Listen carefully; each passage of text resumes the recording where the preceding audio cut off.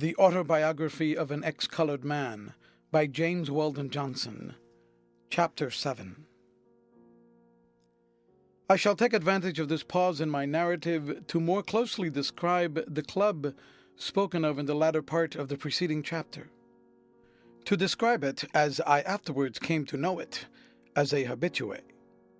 I shall do this not only because of the direct influence it had on my life, but also because it was, at that time, the most famous place of its kind in New York, and was well known to both white and colored people of certain classes. I have already stated that in the basement of the house there was a Chinese restaurant. The Chinaman who kept it did an exceptionally good business, for chop suey was a favorite dish among the frequenters of the place.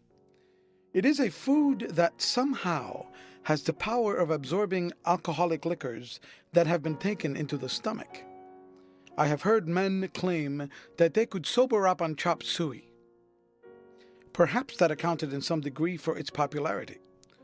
On the main floor there were two large rooms, a parlor about 30 feet in length, and a large square back room into which the parlor opened. The floor of the parlor was carpeted. Small tables and chairs were arranged about the room. The windows were draped with lace curtains, and the walls were literally covered with photographs and lithographs of every colored man in America who had ever done anything.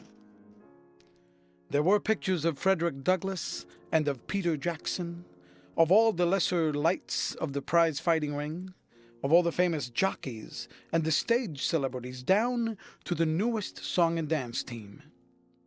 The most of these photographs were autographed and, in a sense, made a really valuable collection.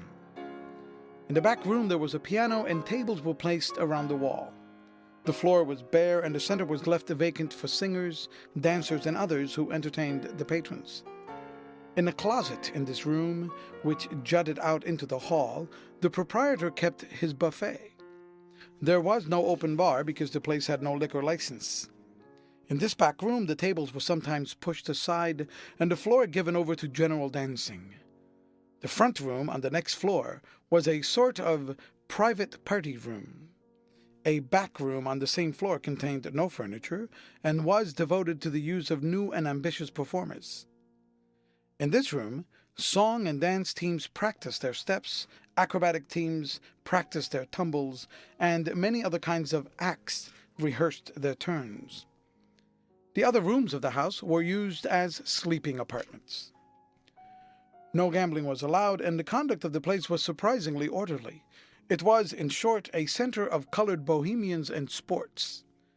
Here the great prize fighters were wont to come, the famous jockeys, the noted minstrels, whose names and faces were familiar on every billboard in the country. And these drew a multitude of those who love to dwell in the shadow of greatness. There were then no organizations giving performances of such order as are now given by several colored companies.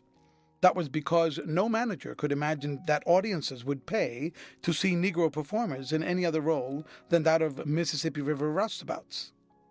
But there was lots of talent and ambition. I often heard the younger and brighter men discussing the time when they would compel the public to recognize that they could do something more than grin and cut pigeon wings.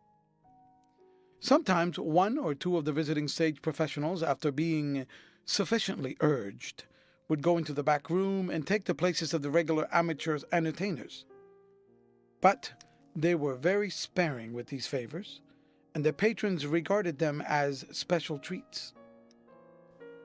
There was one man, a minstrel, who, whenever he responded to a request to do something, never essayed anything below a reading from Shakespeare.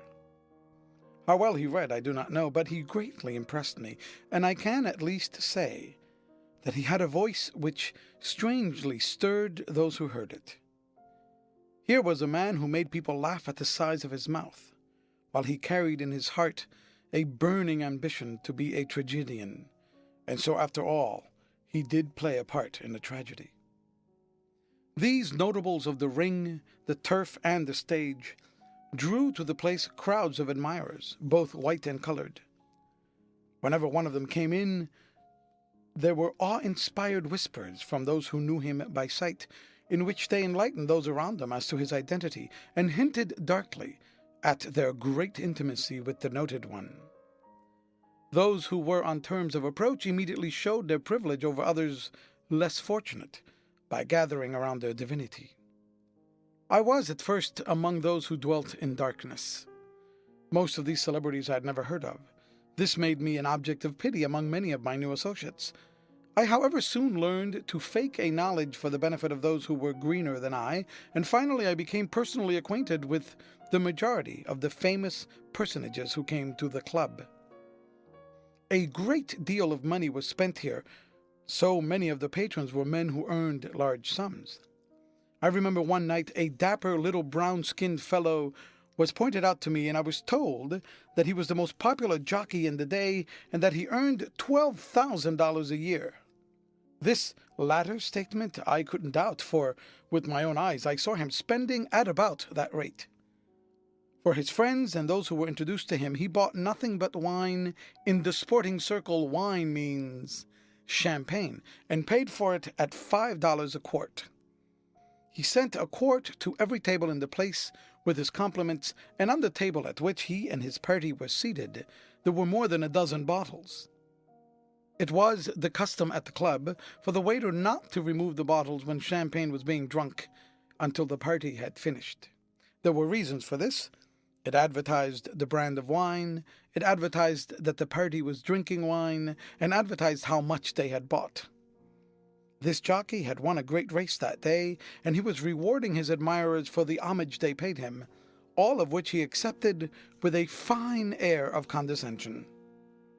Besides the people I have just been describing, there was at the place almost every night 1 or 2 parties of white people, men and women who were out sightseeing or slumming. They generally came in cabs. Some of them would stay only for a few minutes, while others sometimes stayed until morning. There was also another set of white people who came frequently. It was made up of variety performers and others who delineated darky characters. They came to get their imitations first-hand from the Negro entertainers they saw there. There was still another set of white patrons composed of women. These were not occasional visitors, but 5 or 6 of them were regular habitués. When I first saw them, I was not sure that they were white.